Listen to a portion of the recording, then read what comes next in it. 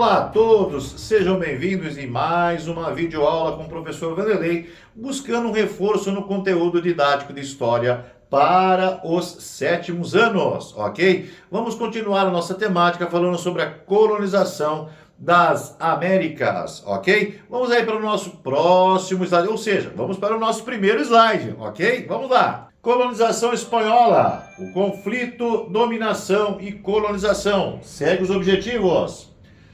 Como objetivos temos que analisar e compreender a experiência dos povos ameríndios diante da conquista espanhola, refletir sobre os conflitos e as relações entre os europeus e os povos indígenas durante a colonização espanhola. Seguindo adiante no próximo slide. Para começar, hoje vamos nos envolver em uma viagem emocionante pela história da colonização espanhola das Américas. Vamos explorar como os povos indígenas enfrentaram a chegada dos espanhóis, compreendendo os conflitos, dominação e até mesmo as tentativas de conciliação entre esses grupos. Durante a nossa aula, vamos nos aprofundar nesse período. Vamos utilizar fontes históricas para desvendar mais sobre esse importante período da nossa história. Seguimos para o próximo slide. Chegada dos europeus nas Américas do século XV desencadeou uma série de conflitos com os povos indígenas que já habitavam o continente. Quais elementos ou características específicas chamam mais atenção na imagem colocada aí na tela para vocês? Olha aí, nós temos aí a mistura, né? Os europeus andando aí, marchando pelo terreno. E uma característica, né? Os indígenas sendo utilizados como, vamos dizer assim, serviçais, carregando a sua carga. Voltando aqui para o professor Vanderlei. Então, na imagem colocada, vocês percebem, né, que a ideia já da visão etnocêntrica é que os povos, né, nativos da América eram povos inferiores e que deveriam ser tratados da mesma maneira que são tratados, né, os serviçais da Europa, só que de uma maneira ainda mais rude, né, uma maneira mais violenta, né, tratados como escravos realmente, tá bom? Vamos aí seguir o próximo slide, por gentileza? Aí, no foco de conteúdo, podemos analisar coletivamente a linha do tempo. Prestem bem atenção.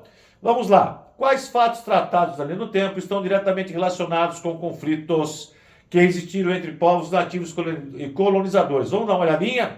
Em 1589, a expedição chamada por Hernán Cortés chega à península de Yucatán, no México. Já em 1520, os espanhóis começaram a dominar os povos maias, ou os remanescentes, né, dos povos maias. Os povos maias, nesse período de 1520, se tivesse, era só alguns remanescentes, né? A civilização maia já praticamente não existia mais. O Império Azteca, em 1521, foi conquistado pelos espanhóis liderados por Hernán Cortés. E aí eu consolido nessa informação, colocando que os espanhóis começaram a dominar, né, os povos aztecas. Quando ele quer dizer em 1520, audiações, né, de remanescentes dessa antiga civilização. Por quê? O que imperava na região, né, da América Central era realmente o Império Azteca, aí que conquistado pelos espanhóis em 1521. Em seguida, Francisco Pizarro conquista o Império Inca. Ele segue a partir da América Central, né, na direção da América do Sul, seguindo pelo litoral do Oceano Pacífico. Em 1535, os agostinianos já tinham mais de 70 conventos no México e já haviam se estabelecido no Chile. Em 1535, a fundação de Lima como capital do Peru, sendo o lugar em que prosperou o comércio. Por fim, em 1537, os franciscanos estabeleceram-se no Chile e em Buenos Aires. Em 1545, os espanhóis descobrem as minas de prata de Potosí, uma grande montanha onde se estabeleceu uma mineradora, né, buscando a prata. E em 1572, ocorre o assassinato de Tupac Amaru, o imperador dos Incas. Voltando aqui para o professor Vanderlei, então segue a pergunta, né? Quais fatos tratados na linha do tempo estão diretamente relacionados a conflitos que existiram entre os povos nativos e colonizadores, ou seja, a partir de 1520, todos os fatos aí descritos estão relacionados com conflitos. Não só conflitos militares, mas também conflitos sociais, né? Quando você fala dos agostinianos, dos franciscanos, né? Você fala da mudança de cultura do povo nativo para a cultura que se encontrava, né, do povo europeu, ou seja, o modo de vida do povo europeu. Então, no meu ponto de vista, a partir de 1520, não existe fato, né, isolado que não tenha relação com algum tipo de conflito com a civilização e a cultura dos mesoamericanos e dos pré-colombianos. Ok? Vamos aí seguir para o nosso próximo slide. Conflito e fatores que contribuíram. Primeiro nós temos lá, ambição por recursos. Os europeus buscavam ouro, prata, recursos nas Américas, levando os conflitos com povos indígenas, sem dúvida alguma. Em seguida, a violência e a subjugação. Europeus usaram táticas militares brutais para subjugar os indígenas. Próximo balãozinho lá, diferenças culturais. Divergências entre europeus e indígenas geraram atritos e incompreensão. E por fim, doenças como armas. As doenças trazidas pelos europeus, como a varíola, o sarampo, a gripe, foram devastadoras para as populações indígenas. Então, como eu sempre digo nas nossas aulas presenciais, os fatores que levaram, né, ao genocídio de toda uma civilização mesoamericana e pré-colombiana estão baseadas na ambição pelos recursos naturais das Américas, pela violência e subjugação, ou seja, buscando escravizar os indígenas nativos americanos, as diferenças culturais relacionadas entre o povo europeu e o povo andino, e o povo mesoamericano e o pré-colombiano, e por fim, as doenças como armas, né? Os europeus, mesmo sem querer, trouxeram para o solo americano as doenças que já existiam na Europa e que eles já tinham assimilado, né, a sua cura, né? Eles tinham já anticorpos, né, naturais, foram desenvolvidos naturalmente depois de tantos séculos vivendo essas doenças, né? E os nativos americanos não, eles não tinham conhecimento, não tinham contato, nunca tiveram contato com essas doenças que hoje são tão normais e nós já temos assim os anticorpos necessários para combatê-las, tá? Então os indígenas eles morriam com uma gripe. Imagina com varíola, sarampo e outras doenças mais que vieram com os europeus. Ok? Vamos aí para o nosso próximo slide. Os espanhóis conquistaram grandes impérios como os povos da Mesoamérica e os andinos. Conquistadores foram Hernán Cortés e a conquista do Império Azteca, Francisco Pizarro e a conquista do Império Inca. Essa gravura que nós temos aí do lado é uma gravura de La Melinche e Hernán Cortés na cidade de Chautelauco, em desenho do Códice História Tlaxcala do século XVI. Seguindo para o próximo slide, foco no conteúdo. As conquistas dos astecas. A conquista dos astecas foi liderada pelo espanhol Hernán Cortés. Ela se iniciou em 1519, quando Cortés partiu de Cuba com aproximadamente 500 homens. A conquista culminou na queda de Tenochtitlan em 1521, e Cortés obteve a ajuda crucial de Maliche, uma intérprete nativa que falava a língua dos astecas e os espanhóis. Ou seja, voltando para o professor Vanderlei, os espanhóis utilizaram de todas as estratégias adquiridas durante vários e vários séculos de conquistas no antigo continente, né? No antigo continente europeu, né? Na região do Oriente Médio e na região da África, onde eles estavam já vamos dizer assim, numa rotina de conquistas e expansões territoriais. Utilizaram as suas técnicas para poder alcançar o objetivo de conquista aqui na América, ok? Vamos para o próximo slide. Na imagem ao lado, uma imagem maravilhosa, ela simboliza aí, ela quer nos apresentar, né, a conquista da cidade de Tenochtitlan, capital do Império Azteca.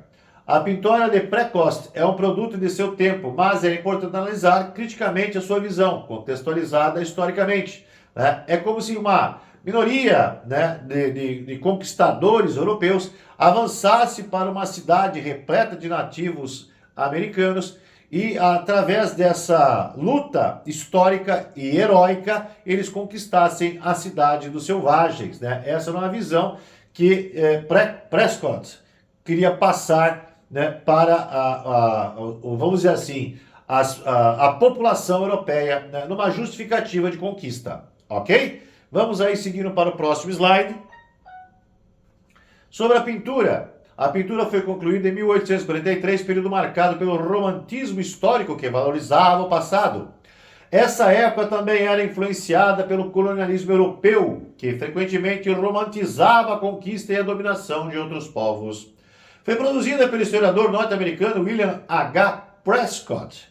Ele admirava a cultura asteca, mas também considerava a conquista espanhola como um evento inevitável e até mesmo providencial. Voltando para o professor Vanderlei. Ou seja, imagine-se que aí no século XIX, a visão, o ponto de vista europeu, né, e, vamos dizer assim, norte-americano, era na conquista do novo território. Lembrando que a América do Norte também foi conquistada pelos ingleses, né? E o povo nativo americano da América do Norte também sofreu, né, com essa colonização. Então, William H. Prescott vem com essa visão romantizada da conquista do território americano. Ok? Seguindo para o próximo slide.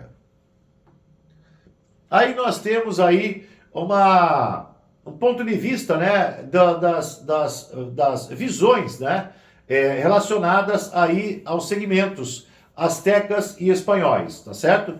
A grandiosidade asteca. O templo de Tenochtitlan, em destaque imponente e grandioso, indígenas representados com vestimentas elaboradas, organização militar, figuras indígenas com expressões ferozes e armadas. Então é a visão que você traz daquela pintura que nós vimos anteriormente. Aí aparece a bravura espanhola, Hernán Cortés à frente da tropa, liderando o ataque. Soldados espanhóis em posição de ataque demonstrando bravura. É aquela bravura do herói. A crueldade espanhola. A cavalaria espanhola atropelando indígenas e evidenciando a violência da conquista. Fumos e incêndios ao fundo, simbolizando a destruição causada pelos espanhóis. Voltando para o professor Vanderlei. Então é a visão estabelecida naquela gravura, naquela imagem. Lembrando que nessa época não existia efeitos digitais, então o negócio tinha que ser feito na mão, na pintura, né? E essa é uma gravura, uma pintura feita, né, por Prescott, e aí que é passar essa visão da bravura do conquistador, ok? Segue adiante no nosso slide. Esses documentos oferecem uma oportunidade única de entendermos melhor um dos personagens mais controversos da história colonial. Ao analisarmos um fragmento dessas cartas, podemos mergulhar na mente de Cortés e compreender a sua visão dos povos indígenas e da terra que ele conquistou. E aí segue Cortés. Antes que os nativos pudessem se juntar, queimei 6 pequenos povoados e prendi e levei para o acampamento 400 pessoas, entre homens e mulheres, sem que me fizessem qualquer dano. Ou seja, é aquela visão do conquistador que conquista pelo terror, tá? É o conquistador que conquista pelo terror. Sem que ninguém daquelas aldeias fizesse mal algum para eles, eles destruíram a aldeia e fizeram homens e mulheres prisioneiros, sem qualquer motivo aparente, só pelo fato de provocar terror aos seus oponentes sobre a conquista. Ok? Seguindo aí para o nosso próximo slide. No século XVI, as cartas de Cortés apresentavam uma visão heróica de suas conquistas no México.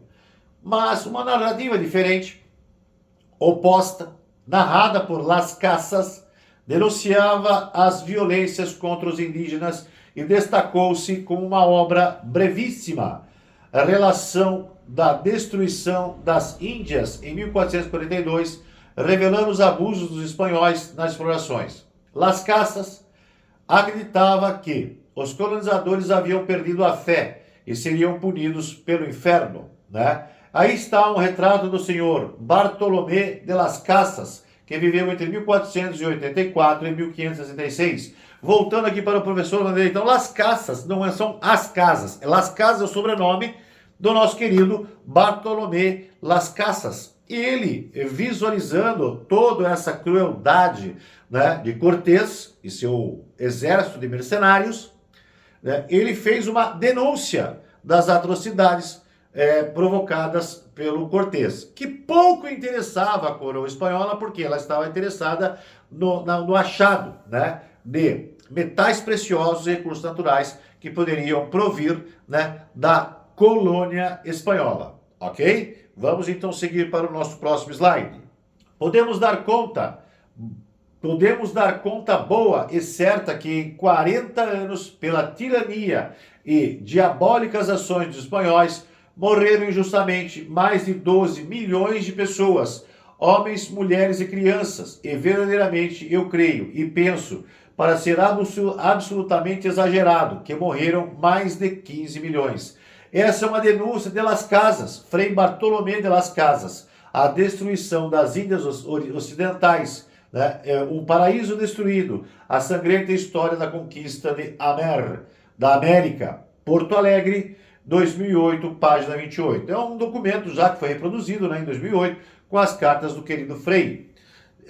Voltando aqui para o professor Wanderley, segue então esse ponto de vista, né, o ponto de vista heróico da Europa sobre o conquistador e a denúncia, né, daqueles que não compactuavam com a crueldade exercida nesse processo de colonização, ok? Vamos seguir para o nosso último slide. E aqui hoje aprendemos que hoje aprendemos o quê, né? Desenvolvemos a nossa atitude historiadora ao analisar uma pintura de Diego Rivera, renomado pintor mexicano, um fragmento da carta de Hernán Cortés, explorando diferentes perspectivas sobre a conquista espanhola. Ao discutir o ponto de vista de Bartolomé de Las Casas, destacamos a importância de compreender a experiência dos povos ameríndios diante da colonização espanhola e, por meio dessa análise, refletimos sobre os conflitos e as complexas relações entre os europeus e os povos indígenas durante o período histórico. Voltando para o professor Wanderley, terminamos aqui a nossa aula temática a respeito da conquista da América Espanhola. Espero que vocês tenham gostado da nossa aula. Todos os materiais digitais relacionados a essa aula estarão no nosso grupo de WhatsApp de História 7º ano, tá? E eu mais uma vez falo que chegamos ao fim, que pena, de mais uma aula, mas em breve retornaremos. Um grande abraço a todos e até o nosso próximo encontro!